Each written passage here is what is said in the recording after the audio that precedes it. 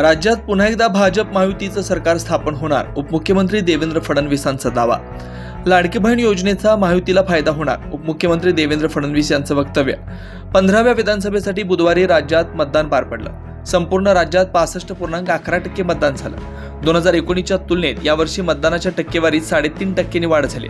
ज्या वेळेस मतदानाची टक्केवारी वाढते त्यावेळेस भाजप आणि मित्रपक्षाला त्याचा फायदा होतो आणि यावेळेस देखील फायदा होऊन आमचं सरकार महाराष्ट्रात बसेल, असं उपमुख्यमंत्री देवेंद्र फडणवीस यांनी नागपूरमध्ये माध्यमांशी संवाद साधताना सांगितलंय। महाराष्ट्रामध्ये मतदान वाढलेलं आहे, टक्केवारी वाढलेली आहे।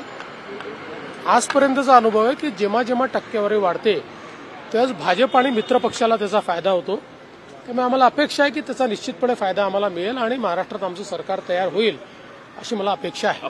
दरवर्षीच्या तुलनेत यावर्षी महिला मतदानाचा टक्का देखील वाढला आणि लाडकी बहीण योजनेचा नक्कीच आम्हाला फायदा होणार, असं देखील उपमुख्यमंत्री देवेंद्र फडणवीस यांनी सांगितलंय। 9 न्यूज महाराष्ट्र।